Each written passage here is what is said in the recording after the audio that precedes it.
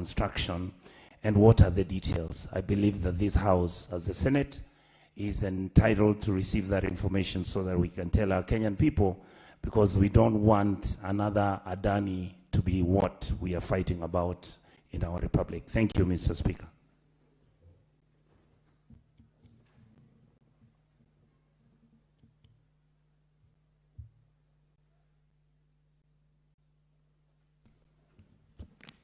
Senator Wambua.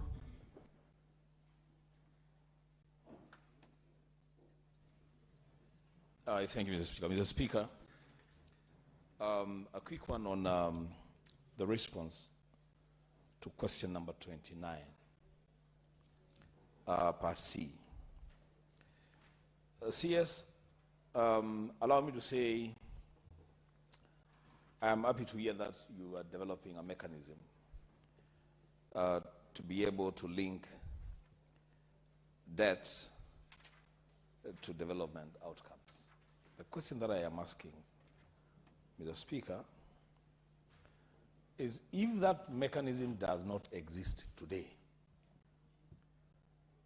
with the trillions of shillings that we are borrowing almost on a monthly basis, how is Treasury able to measure the impact of the money borrowed so far, if, in the words of the CS, a mechanism is now being developed for future use? I thank you, Mr. Speaker. Senator Cherargei. Thank you, Mr. Speaker. And at least the CS has finally appeared before this Senate, Mr. Speaker. Mine is a quick one. Waziri, through the Speaker, of these 12.84 trillion Kenya shillings, I have seen you have indicated domestic debt will be is 7.06 trillion Kenya shillings. External debt is 5.79 trillion shillings. Mr. Waziri, what is the total debt that the President Uhuru Kenyatta borrowed between 2013 and 2022? So that we don't lump under President William Ruto that there is imagination that President William Ruto has borrowed 12.8 trillion. So how much was borrowed by President Uhuru Kenyatta's government from 2013 to 2022? And what is the impact that was borrowed in terms that can be attached to projects, including SGR, among others? Waziri, can you shed light on that? I thank you, Mr. Speaker. It's a serious question. Why is Wambua Thank laughing? you, Senator Cherargei. Senator Abbas.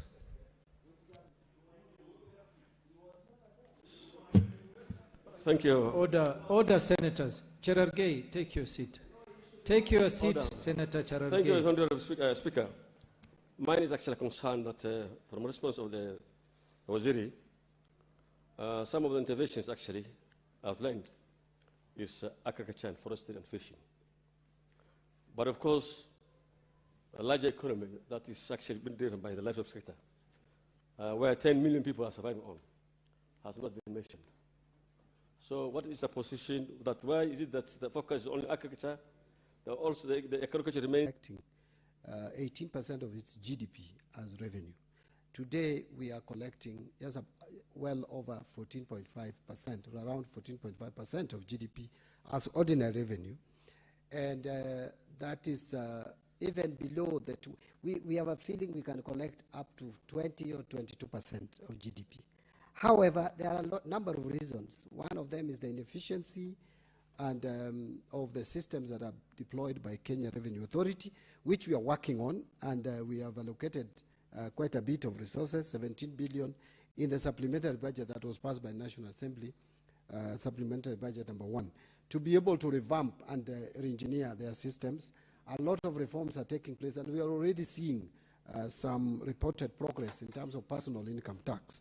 But also, it must be understood that a lot of businesses are becoming more and more informal, and collecting taxes from the informal sector is not easy, very hard to manage. In terms of crowding out private sector, we are being very careful not to crowd out private sector. Again, I want to also point out that our capital market is fairly developed. I think that is one thing that has not been appreciated. Kenya has one of the most developed financial sector and capital sector. And the challenge that private sector has been facing in terms of accessing credit is not entirely on availability of funds.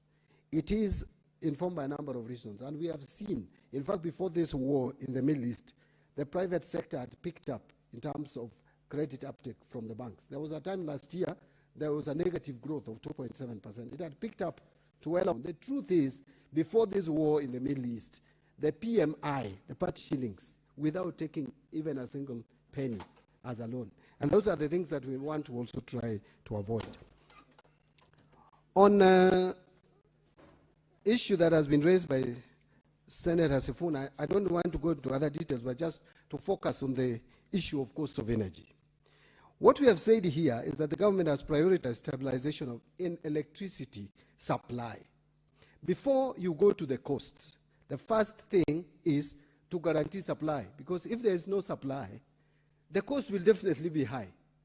You cannot have cost coming down. The basic principle of microeconomics, the demand and supply, the equilibrium of prices. Provide that information, or the government, even through me, can provide that information. But this is one of the candidates for the National Infrastructure Fund.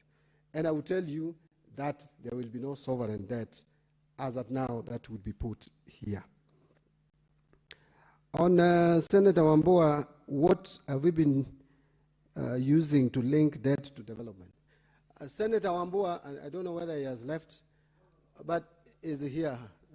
Maybe I thought your height was, I thought you had no, let me reserve that. I could see you.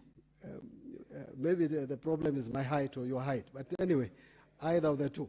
Now, Mr. Speaker, imagine what Senator Wambua is saying. Imagine from independence we didn't have it. Now we are implementing it. I think that is something you should praise this government for. We are doing exactly that. It has not been there. So we are doing it because we can't continue complaining.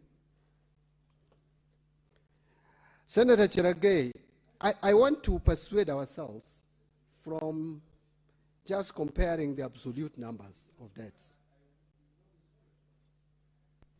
Senator Wambua, I did guide the House that I will only take intervention once he has completed answering all the questions. Proceed, Cabinet Secretary. Yeah, so on Senator Cherargei, sorry, my brother, I wanted to persuade ourselves from comparing absolute numbers. Actually, the best way to measure debt is to look at the debt sustainability through what we call the present value of debt to GDP. That is what the capacity of debt, a country in paying, or sovereign in paying its debt. Look, if you look at the debt, the American, the US government, the debt they have, it's mind-boggling, but they are able to deal with it because it's a bigger economy. Our debt as a country, you can't compare to another neighboring country. I don't want to mention names. It may be a diplomatic issue. But the bottom line is this. When you talk of 1.8 trillion debt when Kibaki left office, it should be understood that Kibaki left a low-income economy where we were borrowing money under concessional terms. Kenya has graduated to a middle-income economy. You can no longer borrow under concessional terms like it used to happen during Kibaki government. Yes, President Uhuru left about 9 trillion in terms of debts. So that is in the 10 years that it worked. But you should understand that that debt, look at it in terms of the value of the shilling then.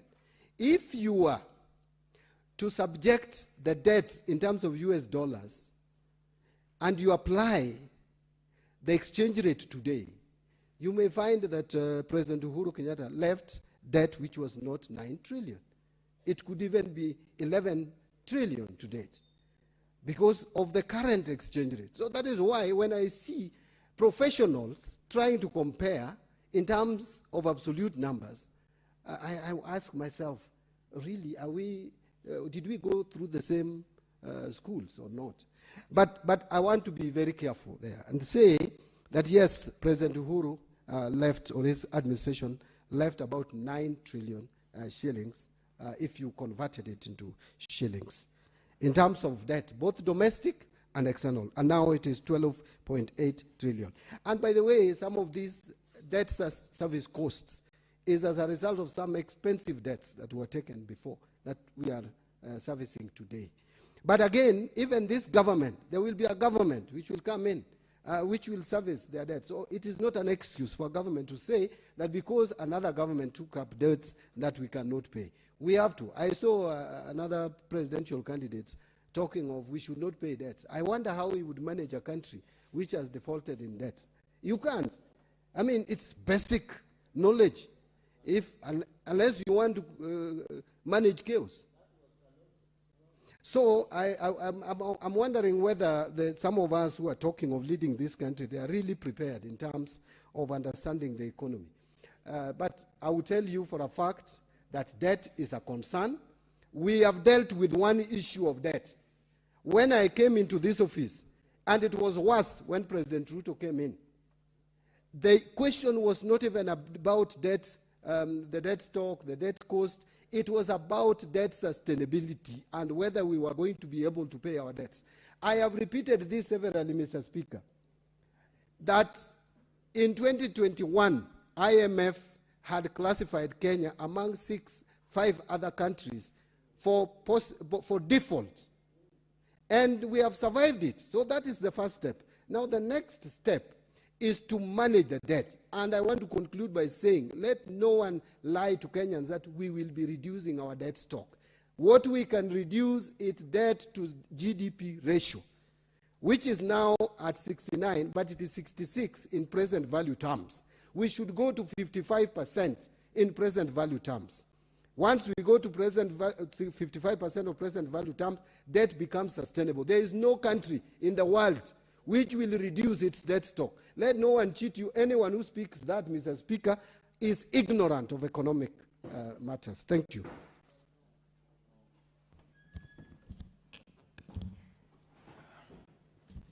Honorable Senators, Cabinet Secretary, order, Senators. Cabinet Secretary, I want to thank you for coming to respond. There is only one question by Abbas, which I'll be asking him to visit your office on the livestock issue that he raised, which has not been responded to. Thank you, and you are free to leave, Cabinet Secretary. Honorable Senators, it is now 1 p.m. Time to adjourn the Senate. The Senate therefore stands adjourned until later today, Wednesday 17th, June 2026 at 2:30 p.m.